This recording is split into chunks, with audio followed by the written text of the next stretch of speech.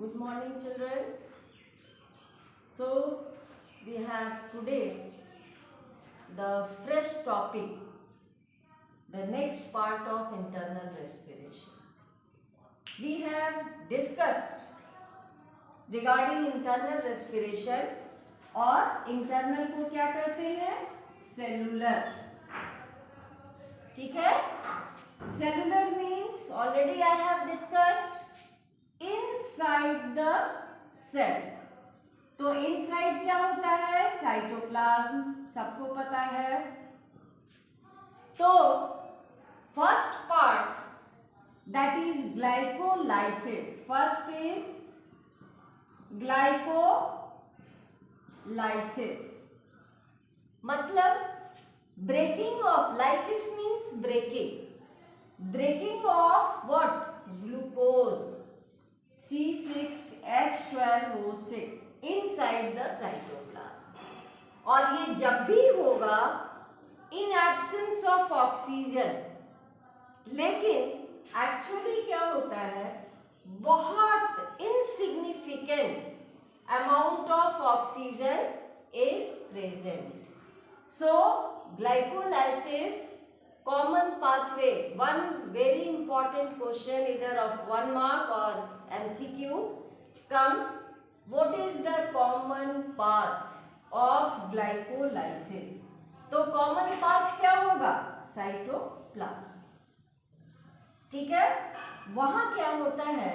Breaking of glucose होता है.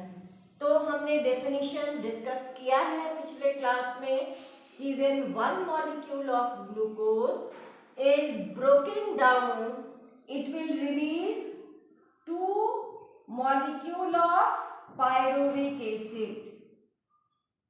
ठीक है, तो इंटरनल रेस्पिरेशन के 2 पार्ट हैं. पहले हमने बताया था anaerobic and second is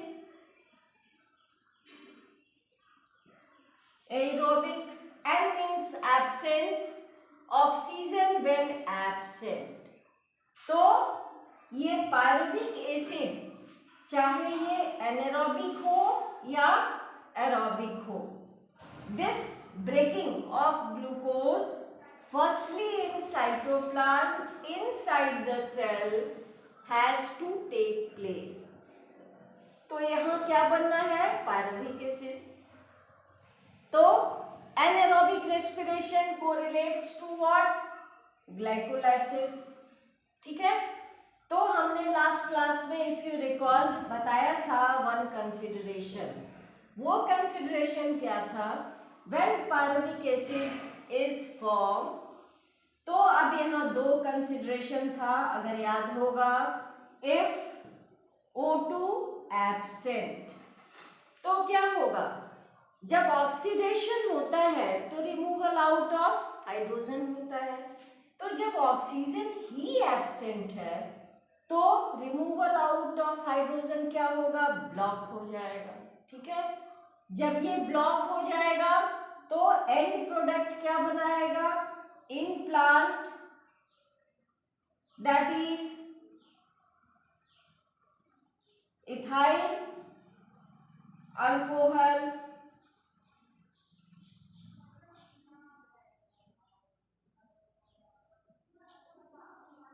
and carbon dioxide. ठीक है, और अगर ऑक्सीजन प्रेजेंट है तो अब ये साइटोप्लाज्म में जो माइटोकॉन्ड्रिया है, अब चूंकि यहाँ पे माइटोकॉन्ड्रियल मैट्रिक्स होता है, वहाँ एंजाइम कैटालाइज्ड रिएक्शंस हैं, वहाँ complete oxidation of food material होगा. तो ये साइटोप्लाज्म के बाद कहाँ मूव करेगा? माइटोकॉन्ड्रिया. तो ये जो पायरुविक एसिड है बिफोर गोइंग टू माइटोकॉन्ड्रिया, अब इसका कन्वर्शन होगा.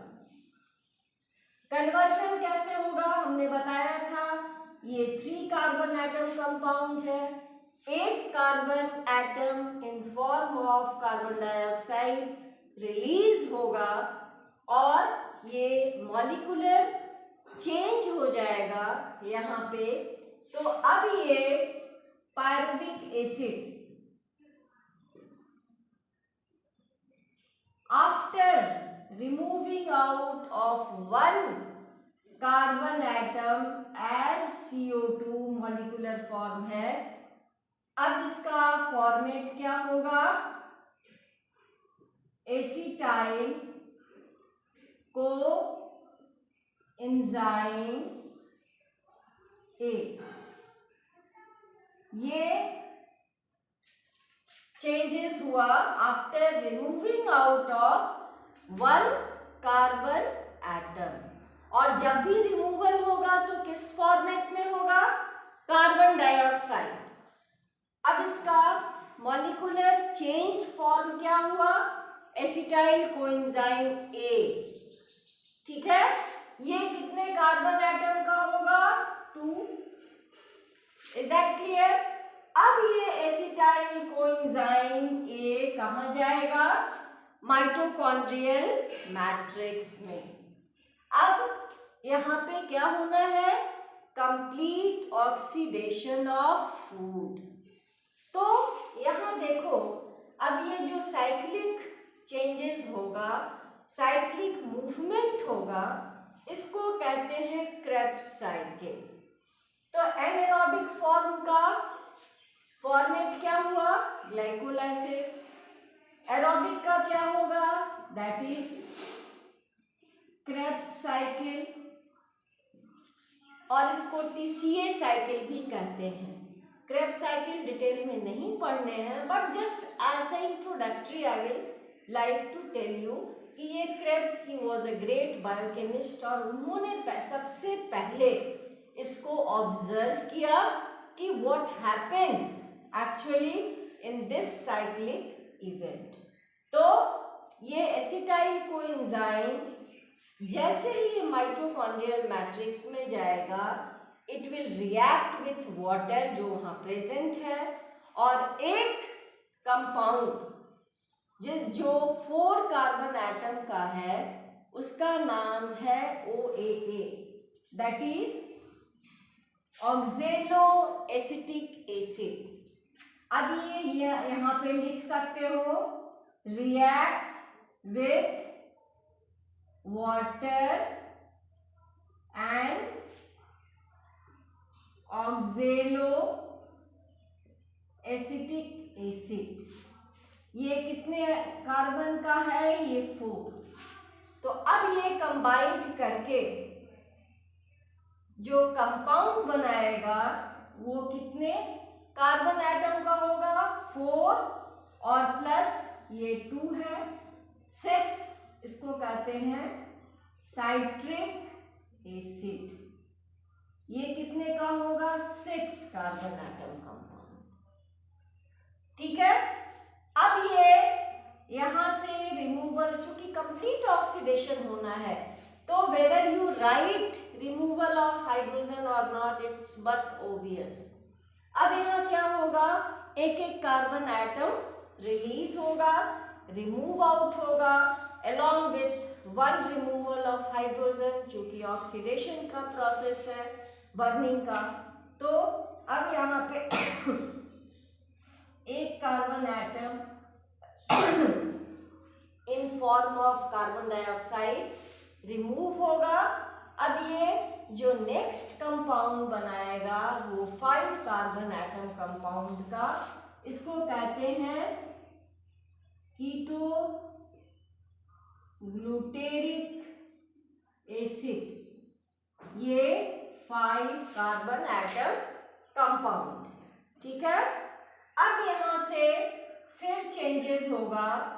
अब after removal of 1 C, that is carbon in form of CO2, that is succinic acid, and फिर ये चेंज होगा मैलिक एसिड जो कि 4 कार्बन एटम कंपाउंड है, और फिर ये रिएक्ट करेगा किससे? Acetyl coenzyme A. जो कितने कार्बन एटम कंपाउंड है, 2, तो ये 4 और 2 कितना हुआ, 6। जो कंपाउंड बनाएगा वो 6 कार्बन एटम होगा और उसका नाम है अगेन साइट्रिक एसिड, जो 6 कार्बन एटम कंपाउंड है। ठीक है, तो ये actually it's very long, not in such A short manner, but for 10th class it is also not very much applicable, but out of curiosity if you want to know you can write it down. फिर से एक बार हम repeat कर देते हैं। This is what respiration, 2 type, internal, external. Internal that is cellular, 2 part, anaerobic glycolysis that is formation of glucose, और यहाँ बहुत insignificant amount of oxygen involve है, इसलिए उसको हम कहते हैं इन एब्सेंस ऑफ ऑक्सीजन। तो यहाँ 2 ATP ही बने, चूंकि ऑक्सीजन का प्रेजेंस नहीं था। और जैसे ही चूंकि पायरुविक एसिड बनने हैं तो पहला कंसिडरेशन था, अगर ऑक्सीजन अवेलेबल नहीं है तो रिमूवल ऑफ हाइड्रोजन ब्लॉक हो जाएगा और ये एंड प्रोडक्ट बनाएगा specially in plant ethyl alcohol और ethanol along with carbon dioxide. लेकिन एनिमल में क्या बनाएगा, लैक्टिक एसिड। ठीक है, जो कि हमारे बॉडी में भी नॉन स्ट्राइएटेड मसल्स में होता है। और ये क्या होगा, यू माइट हैव एक्सपीरियंस कि बहुत एक्सरसाइज कर लो, बहुत एक्सर्ट कर लो, बहुत दौड़ लो, तो you have the muscular pain, muscular cramp. तो ये क्या होता है, due to formation of lactic acid. तो this is the way in anaerobic respiration, जो कि यहाँ ग्लाइकोलाइसिस हुआ, फिर ये प्रोसेस हुआ अगर ऑक्सीजन फर्दर अवेलेबल नहीं है। लेकिन वैसे केस में अगर ऑक्सीजन इसके बनने के बाद भी अवेलेबल है तो ये क्या होगा, डायरेक्टली माइटोकॉन्ड्रिया में आएगा। लेकिन माइटोकॉन्ड्रिया में जाने के पहले जो पायरुविक एसिड है 3 कार्बन एटम कंपाउंड का, वो चेंजेस होगा, मॉलिक्यूलर चेंजेस होगा। कैसे होगा, after removal out of 1 carbon atom in form of carbon dioxide. Naturally जब इसने रिमूव आउट किया तो मॉलिक्यूलर केमिकल स्ट्रक्चर चेंज हुआ, इसको कहते हैं acetyl coenzyme AOAA। In short it is OAA। ठीक है, और ये एसिटाइल कोएंजाइम A अब directly goes to mitochondrial matrix. यहाँ पे क्या है, number of enzyme catalysed reactions होते हैं, बहुत सारे एक्सेप्टर होते हैं, हाइड्रोजन एक्सेप्टर NADP और FAD बहुत सारे होते हैं, साइटोक्रोम C। ठीक है, तो these are all present here. अब ये प्रोडक्ट यहाँ आया, यहाँ पे क्या हुआ, इट रिएक्ट्स विथ वाटर और एक कंपाउंड है जिसका नाम है ऑक्जेलो एसिटिक एसिड, जो 4 कार्बन एटम कंपाउंड है। तो naturally 2 + 4 6, it is citric acid.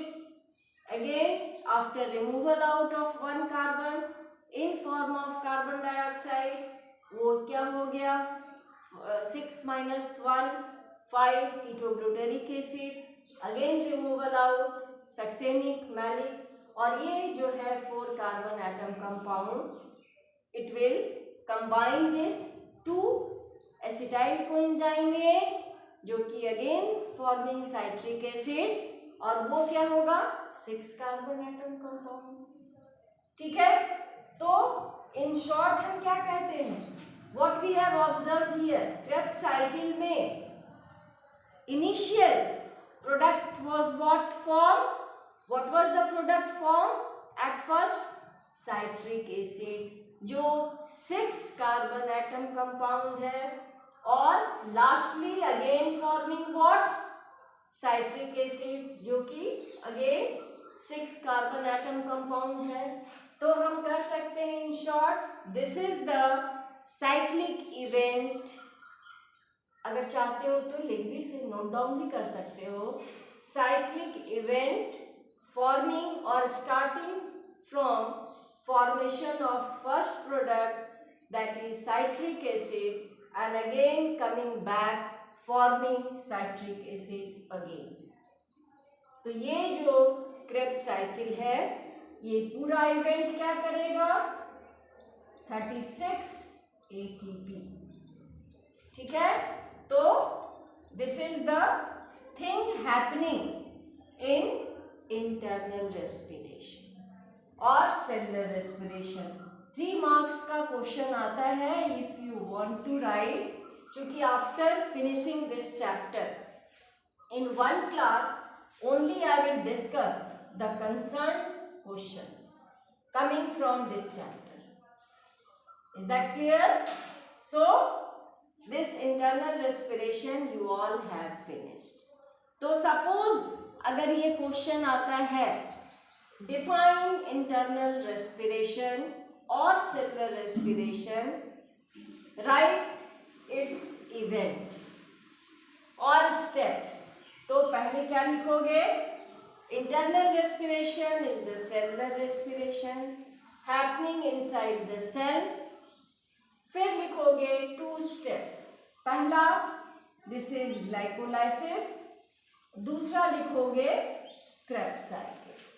ठीक है, अब ग्लाइकोलाइसिस में लिखोगे inside the cell first, after entering glucose inside the cell, first is the interaction in cytoplasm. तो यहाँ ब्रेकिंग होगा ग्लूकोज का, फॉर्मिंग 2 पायरुविक एसिड, जो 3 carbon atom compound.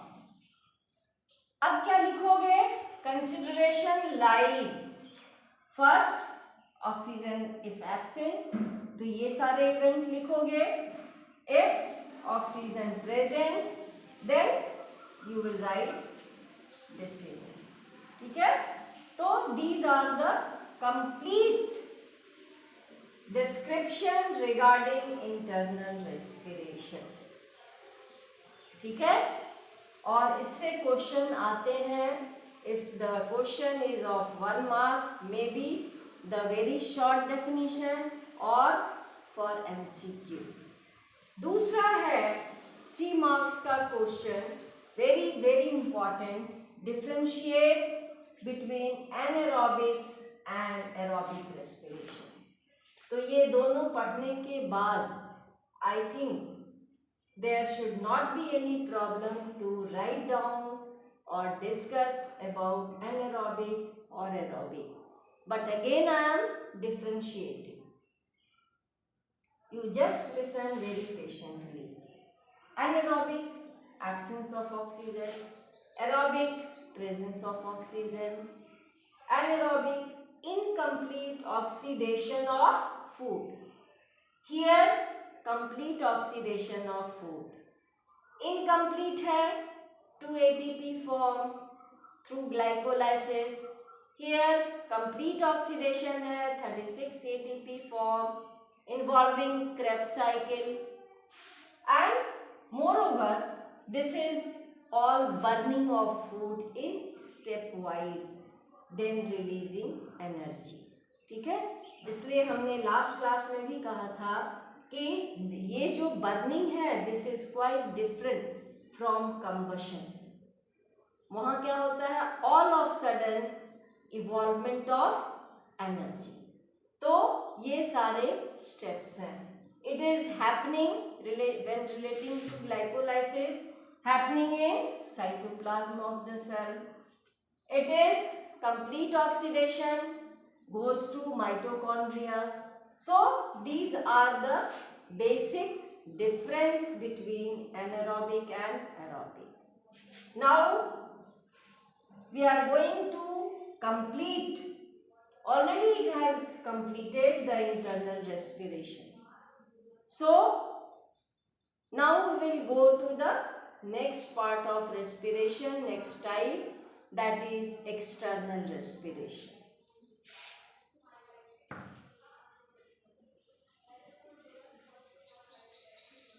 So external, I have told in the previous class, external means not that happening outside the body. What definition I told?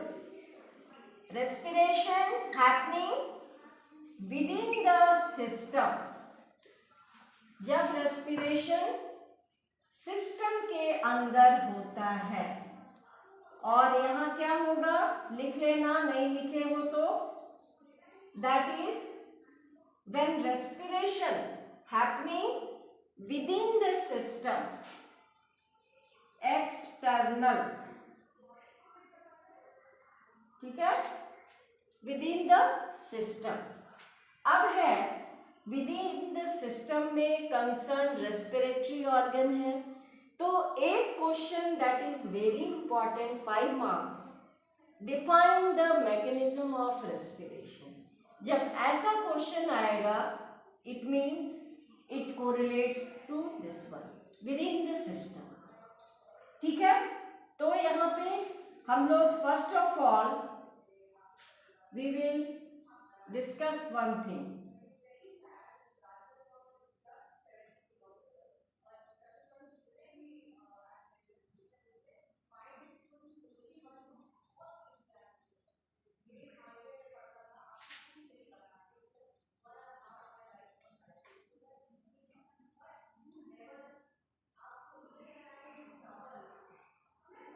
These are the structure happening in lungs. This branches and this is the structure. You are seeing here inside the lungs. This is what? Air sacs, alveoli. So now after drawing this diagrammatic representation, we will like to discuss more. ठीक है,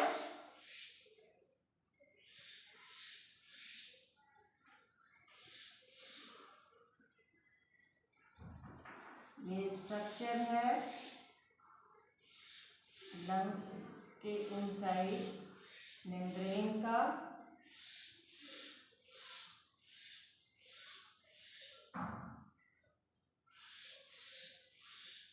ठीक है, and this is space for heart. यहाँ heart का accommodation होता है. अब ये जो ट्रैकिया है, that is having this type of, ये ट्रैकियल रिंग्स, ये है ट्रैकियल रिंग्स. ये bronchus, this is bronchiole, this is parabronchi again, and this is, ये जो लास्ट में नेटवर्किंग है, just looks like the mosquito net. तुम सबों ने देखा है. तो दिस इज एल्वियोली और एयर सैक्स. ठीक है, और ये आउटसाइड जो देख रहे हो, इट इज प्लूरल मेम्ब्रेन. जो लंग्स को, ये डबल लेयर्ड मेम्ब्रेन है दोनों लंग्स में, चेस्ट कैविटी में, थोरैसिक कैविटी में. हम लोगों के बॉडी में डिवीजन है बाय व्हाट, जो ऐसे स्ट्रक्चर देखते हो ना, वो हार्ड स्ट्रक्चर, उसके ऊपर जो एरिया है, रीजन है, that is thoracic cavity, and just in the lower side it is all abdominal cavity. ठीक है, तो ये जो प्लूरल मेम्ब्रेन है it is circling the lungs, और इस मेम्ब्रेन के बीच में दोनों साइड में फ्लूइड प्रेजेंट है, इसको कहते हैं सीरस फ्लूइड। ठीक है, सीरस फ्लूइड, और इस फ्लूइड का काम यही है to lessen the friction between the membrane. ठीक है, हम लोग नर्वस सिस्टम पढ़ेंगे तो वहाँ भी सेरेब्रोस्पाइनल फ्लूइड है, lot of function it has, but the function also very important, and that correlates to it absorbs the shock or the friction between the membrane. Is that clear? So this is all the structure in our respiratory system. यहाँ पे देखो ये tracheal rings है, और ये it is made up of cartilage hyaline, hyaline cartilage. क्यों? चूंकि ये फ्लेक्सिबल होता है, it prevents the trachea to break. ठीक है, तो ये tracheal rings which is made up of hyaline cartilage, और एक कैल्सिफाइड कार्टिलेज भी होता है, वो बोन में रिलेटिंग है। This is the tracheal rings, और ये जो ट्रैकिया है when entering into lungs, two sides get divided. First division is bronchus, again dividing bronchioles, again parabronchi, और ये जो पैराब्रोंकी है it is last division making a network like structure, इसको कहते हैं एल्वियोलीज और एयर सैक्स। 9th में तुम लोगों ने पढ़ा होगा कि जो एल्वियोलीज है, the outer layer it is squamous epithelial tissue. ठीक है, ये squamous epithelial tissue single layered membrane है that is meant for only diffusion. Is that clear?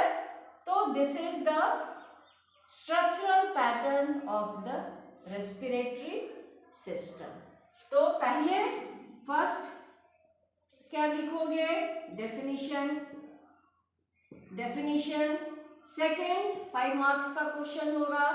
Second point you will write concern organs. Third mechanism. ठीक है, तो इतने point को लिखोगे और give the diagram, level it properly, then include all the steps. तो अभी mechanism in next class I will discuss. After finishing, as I told, I will discuss only the questions relating. I will ask, you have to answer, you will ask, I have to clarify. Is that clear? Till then, bye.